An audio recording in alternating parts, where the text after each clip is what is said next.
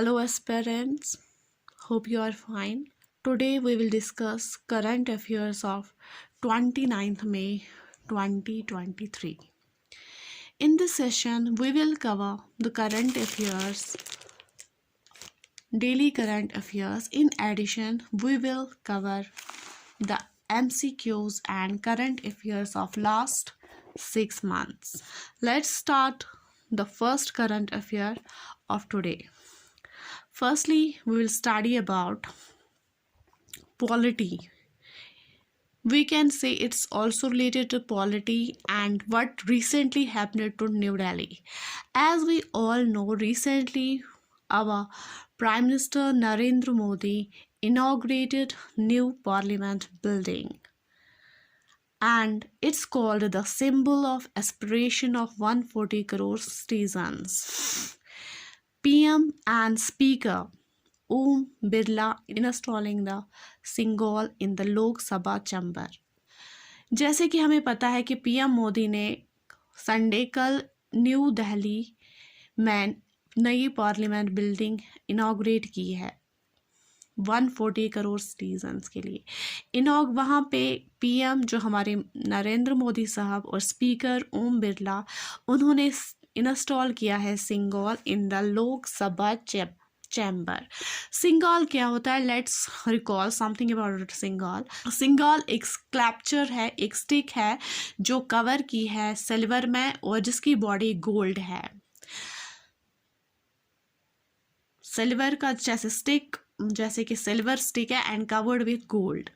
पहले जब हम फ्री नहीं हुए थे इंडिया से, when we were in the British rule, तब क्या था? तब लास्ट वाइसराय लॉर्ड माउंटबेटन, उन्होंने पंडित नेहरू से कहा कि अब हम आपको ये पावर देना चाहते हैं वापस, आपकी रियासत, आपका वतन वापस देना चाहते हैं, मगर हम इसको एक अच्छे तरीके से देना चाहते हैं। तो उस टाइम हमारा लास्ट गवर्नर जनरल सी राजागोपालाचार्य था।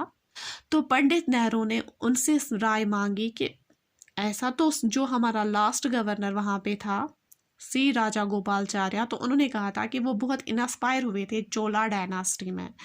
चोला डायनास्टी में जब एक किंग से दूसरे किंग या एक कंट्री से दूसरी कंट्री पे पावर ट्रांसफ़र किया जाते तो वहाँ पे वो सिंगल देते थे उस किंग को। तो सिंगल जो है ये तमिल डायनास्टी का एक सिंबल है। तो यही आज ये तब तक म्यूज़ियम में रखा था, फिर अब वहाँ से पीएम मोदी साहब ने निकाला और सिंगल हमारे नए पार्लियामेंट हाउस में इनॉग्रेट हुए। एज वी नो, अपोजिशन हमेशा बाइकआउट करते हैं। अपोजिशन ने कहा, जो अपोजिशन पार्टीज़ है, कांग्रेस, आम आदमी पार्टी एक्स्ट्रा, उन्होंने कहा जो ये सिंगल कैपिटल है इसका कोई भी रोल, कोई भी अहमियत नहीं है डेमोक्रेसी में, क्योंकि उस ज़माने में जो डायनास्टी थी, चोला डायनास्टी, जैसे कि इन्होंने कहा ये इंस्पायर हुए हैं कि चोला डायनास्टी, जैसे कि आपने एनिशेंट हिस्ट्री वगैरह में पढ़ा होगा, मेडिवल हिस्ट्री में पढ़ा होगा, वहाँ पे कोई इलेक्टेड गवर्नमेंट नहीं थी, वहाँ पे हेरिडिटी थी, किंग, उसका बेटा, वैसे उसमें कोई, यहाँ आज की गवर्नमेंट जो हमारी डेमोक्रेसी, इट्स इलेक्टेड, इसको हम लोग चूज़ करते हैं। तो उन्होंने कहा ये सिंगल का देने का कोई फ़ायदा नहीं है, क्योंकि ये तब तो देते थे हेरिडिटी कम्युनिटीज़ में, ये तो हमारी गवर्नमेंट इलेक्टेड है, सो इसका कोई काम है ही नहीं।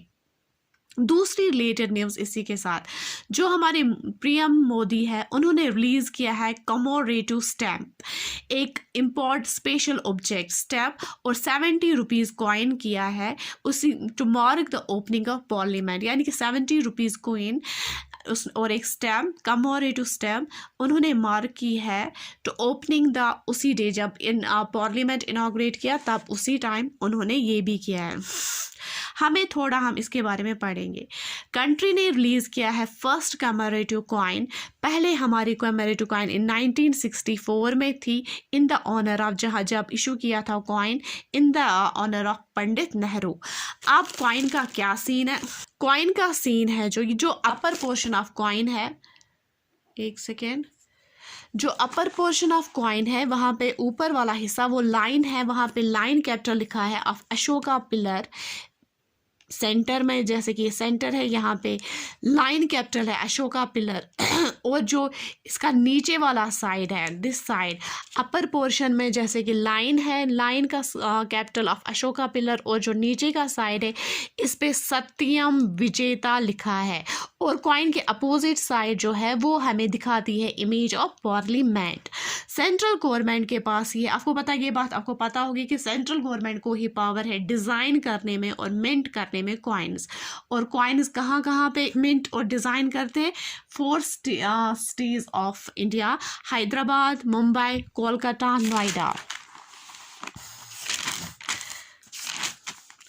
और दूसरी बात, तीसरा करंट अफेयर हमें रिलेटेड है स्टेट्स के बारे में। मुझे पता है स्टूडेंट्स अभी थोड़ा आपको लग रहा होगा boring, but you just continue with this series, you will find fruitful with coming time. Uttarakhand, in Uttarakhand वहाँ पे राजाजी टाइगर रिजर्व है।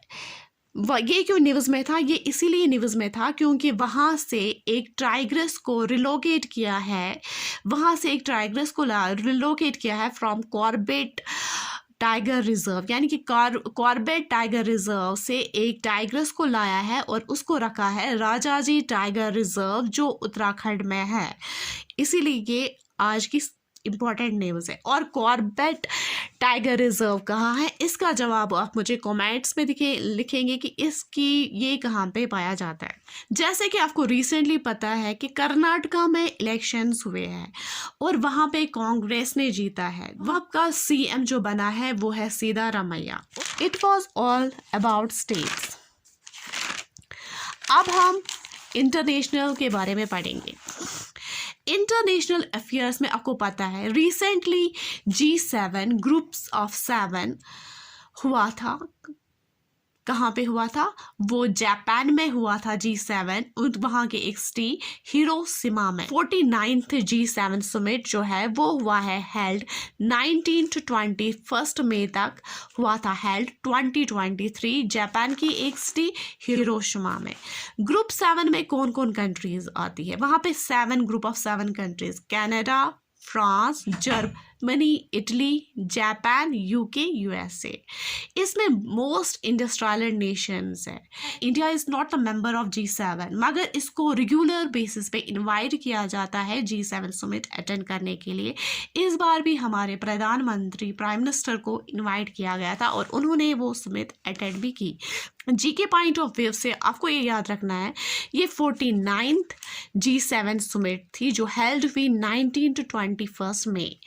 जो G7 हिरोशिमा समिट जो है वो किस लिए था, क्या रीज़न था वो हुआ?